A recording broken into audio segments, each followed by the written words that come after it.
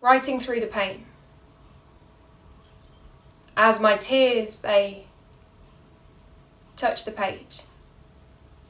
They blur the ink like the line between friendship and fate.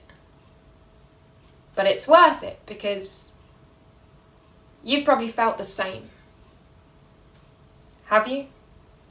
Have you ever loved someone who made you enjoy dwelling in the rain?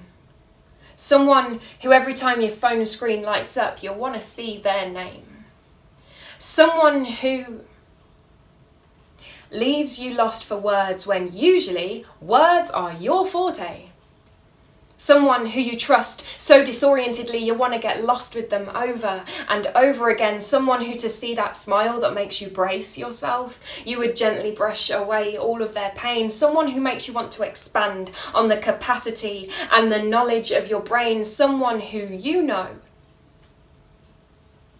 deep down, will never love you the same. He makes me feel like I'm his when he speaks my name. I mean, it could just be the way I'm hearing it. He isn't to blame. Let's face it, he probably does say every other person's name with the same voice.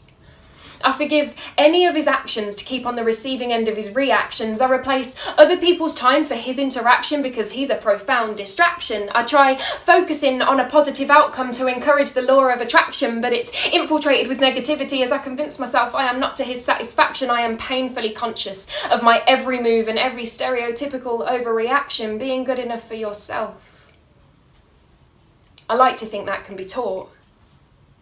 Being good enough for someone else is not a battle that should ever be fought, but if he asked me to be his bag for life, I would.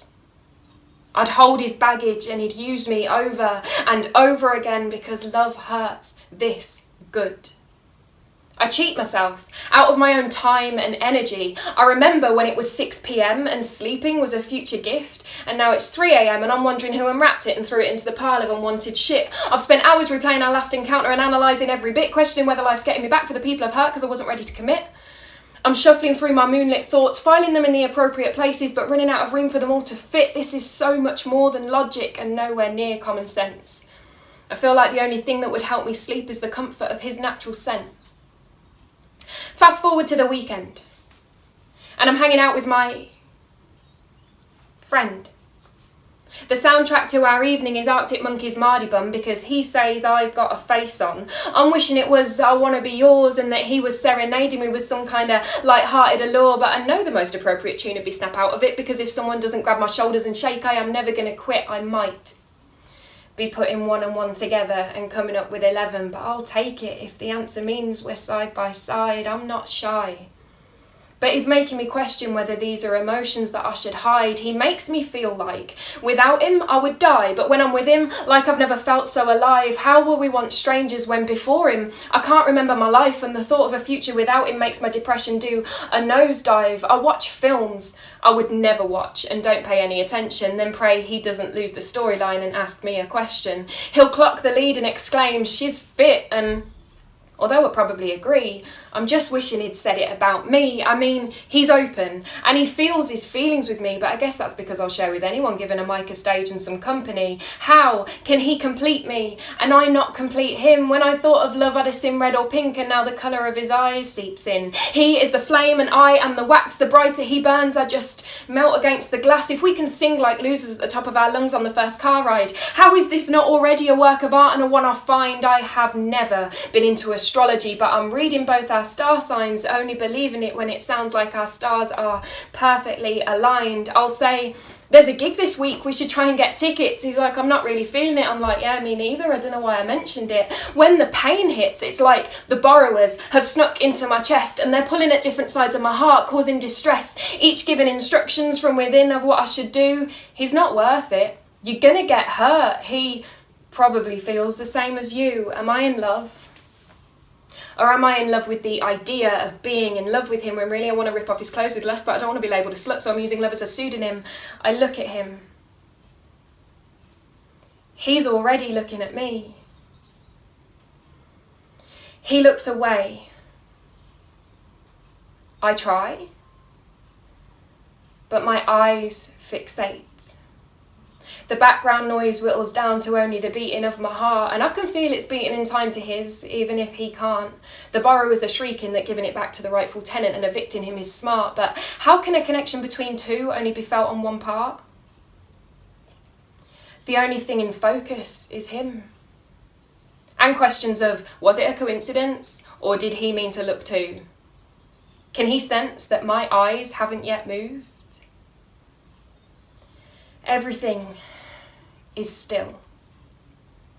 Everything except my butterflies giggling over the prospect of romance, over the prospect of that look being more than just a well-timed glance. I've never felt peace like I have in his eyes, and now I'm in a trance. His eyes drew in my heart in pencil, and rather than seeing it as temporary, I thought I saw potential. My girlfriends will say it's his loss, but I know it's mine, because if he could see what he was doing to my heart and my mind, he wouldn't think it was fine. He would think he crossed a line, and he'd say, I'm sorry.